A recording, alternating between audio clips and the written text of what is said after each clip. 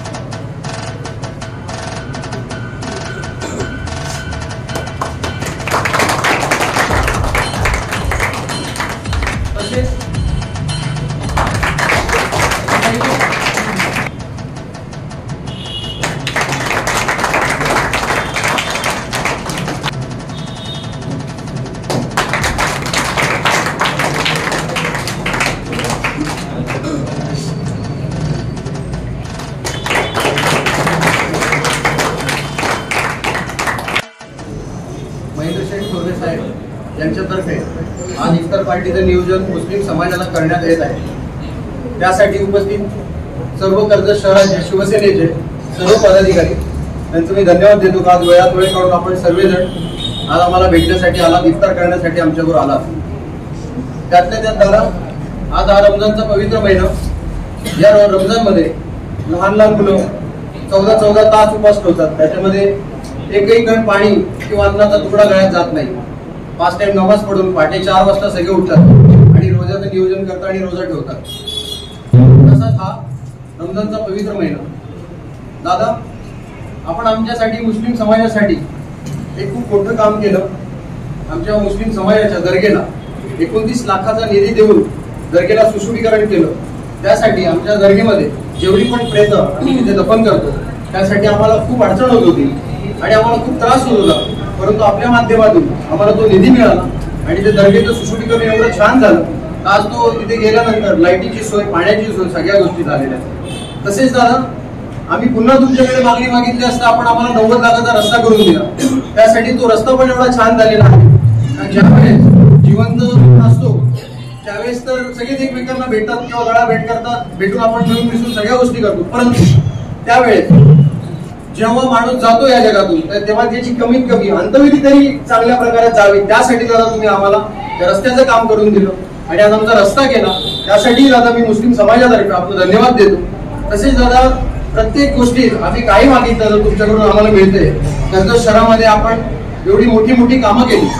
त्या कामामध्ये आमच्याही सर्व पदाधिकाऱ्यांचा तुमच्या बरोबर जो मौल्यवान वाटा आहे आणि त्याच्यासाठी तुम्ही आम्हाला जे आज आमच्या नशिबी आम्ही तुमच्यावर काम करतोय म्हणून त्यासाठी मी तुमचा धन्यवाद देतो. मागणी केलेली आहे. मी शिवनशी चर्चा करत आहे. जागा उपलब्ध झाली तर निधी मी एका महिन्यात तुम्हाला देऊ शकतो, तुम्हाला माहिती आहे. पण जागेचाच फक्त अभाव आहे. जागा उपलब्ध झाली तर आपण तो सुद्धा निधी आपण त्या ठिकाणी उपलब्ध करून देऊ.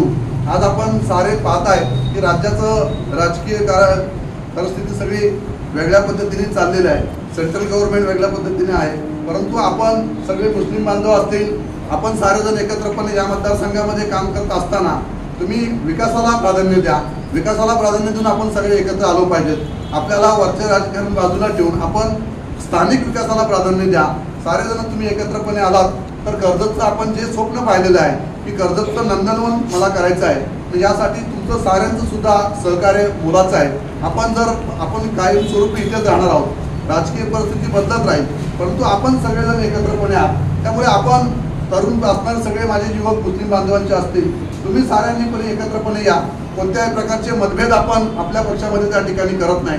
सगळ्या समाज बांधवांना एकत्रपणे घेऊन आपण त्या ठिकाणी काम करत असतो, जेणेकरून आपल्याला आपल्या मतदारसंघाचा, आपल्या गावचा, आपल्या कर्जतचा विकास कसा होईल या दृष्टिकोनातून आपण काम करत असताना ज्या ज्या गोष्टींची आवश्यकता आहे त्या सगळ्या धर्मांच्या, सगळ्या बांधवांना एकत्रपणे घेऊन जाण्याची भूमिका आपण या 4-4.5 वर्षाच्या कालखंडामध्ये तुम्ही मला या मतदारसंघाचा आमदार केल्यानंतर सातत्याने मी एकत्रपणे आणण्याची ठेवलेली आहे आणि म्हणून भविष्यामध्ये सुद्धा जी जी विकास कामे प्रलंबित असतील ती आपली केली जातीलच, परंतु आपण सारे मुस्लिम बांधव सुद्धा एकत्रपणे विकासाला प्राधान्य देऊन एकत्रपणे आलो पाहिजेत आणि या दृष्टिकोनातून आपण ते काम त्या ठिकाणी केलं पाहिजे। आज या ठिकाणी इफ्तार पार्टीचं आयोजन या ठिकाणी करण्यात आलेलं आहे। मी साऱ्या मुस्लिम बांधवांना आजच्या या इफ्तार पार्टीच्या निमित्ताने मनपूर्वक आपल्याला या ठिकाणी रमजानच्या शुभेच्छा देतो। 12, 11 किंवा 12 तारखेला चांदच्यावर ईद आपली डिपेंड आहे, 11 किंवा 12ला आपल्याला ईद आपली आहेत आणि त्या ईदच्या शुभेच्छा देण्यासाठी सुद्धा मी त्या ठिकाणी 12, 11 किंवा 12 तारखेला उपस्थित राहूच आपण त्या ठिकाणी। परंतु आजही मी तुम्हाला सगळ्यांना ॲडव्हान्समध्ये रमजान महिन्याच्या शुभेच्छा देतो। अतिशय आपल्याला कडक उन्हाळा चाललेला आहे, रोजे सगळ्यांचे चालू आहेत, सगळ्यांनी आपण काळजी घ्या, डिहायड्रेशन झालं नाही पाहिजे, पाण्याचं प्रमाण घेतलं पाहिजे, तब्येतीची काळजी आपण साऱ्यांनी त्या ठिकाणी घ्या। आपण सारेजण त्या ठिकाणी आपण अल्लाहला त्या ठिकाणी पवित्र या महिन्यामध्ये आपण नमाज पढून आपण त्या ठिकाणी आपल्या कुटुंबाला आपल्या सगळ्या समाज बांधवांना त्या ठिकाणी सुख समृद्धी लाभो म्हणून आपण त्या ठिकाणी या महिन्याचं पावित्र्य आपण राखत असता मी मनापासून सगळ्या माझ्या मुस्लिम बांधवांना या ठिकाणी रमजान महिन्याच्या आणि रमजान ईदच्या मनपूर्वक या ठिकाणी शुभेच्छा देतो आणि आजच्या इफ्तार पार्टीने सुद्धा मनापासून या ठिकाणी शुभेच्छा देतो। या ठिकाणी थांबतो। जय हिंद, जय महाराष्ट्र।